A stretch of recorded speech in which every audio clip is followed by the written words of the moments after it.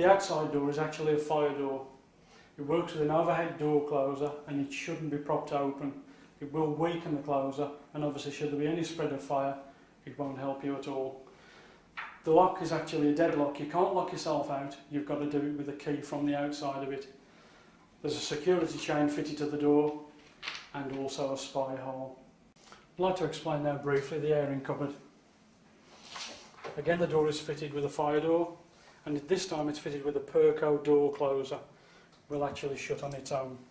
The Megaflow, which is this big cylinder, actually gives you the same pressure with the hot water as cold.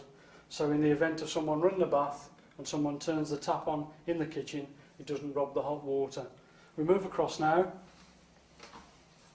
and I can explain that we have an immersion heater in the bottom of the tank and we have one in the top of the tank, which again are controlled here by switch fuse spurs. Without these switches on, it won't operate. The hot water then is actually programmed through this programmer that's here. If you refer to your instruction manual, have a look through that, it'll give you all your settings then for whether you want it on during the night time, during the day. It actually has a boost setting as well.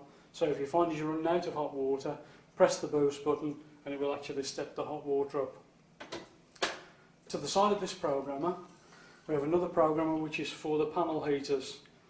The panel heaters can be operated individually. It can be set on a night setting, or it can be set on a daytime setting as well, on a comfort zone.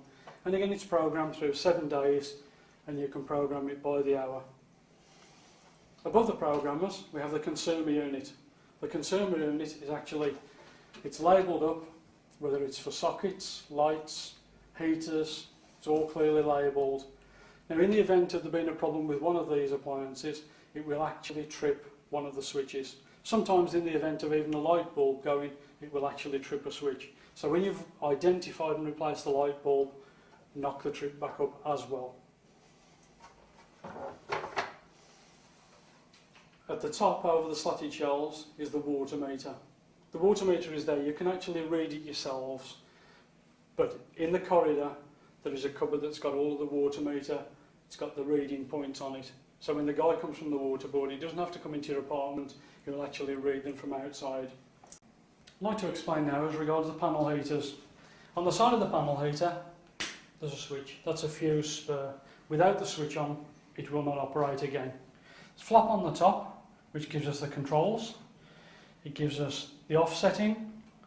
We've got one with a little snowflake on it, which is actually a frost stat, which is a frost setting. If you are away from the apartment for any time during the winter, you can leave it on a low setting. We just keep the heating ticking over. We've got a time setting now, which actually works from the programmer. Whatever you program that to, this will respond. We've got a nighttime setting, and we've also got a daytime setting on it as well. At the side of this, we've actually got 2 controls for the heat. The one that's nearest to you at the moment is actually the nighttime setting. That is just a knurled nut, it turns round and it turns up to 8 as a maximum. Obviously during the evening you may just want it ticking over. The one that's nearest to me is actually a daytime setting. This again goes up to number 8, and we would suggest is you would just regulate that to your own sort of comfort. When we're talking about heat, I'd like to go on to shrinkage. Now what we would recommend is during the drying out of your new home, as you dry it out gently. We don't want any sudden heat or turn it up too high, because what will happen then, it will actually start and crack. What we would recommend is actually while you're drying out your new home, is you use gentle heat.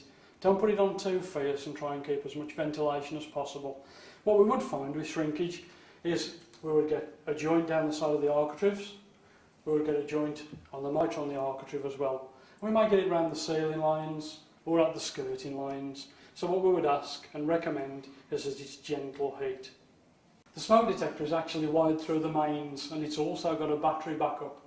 You'll find us probably after a period of time, when the battery starts to wear, the smoke alarm will actually let you know by giving out just a beep. At that time, then please change the smoke alarm. It is important. It can be tested by pressing the button here, and we recommend you check that at least once a month.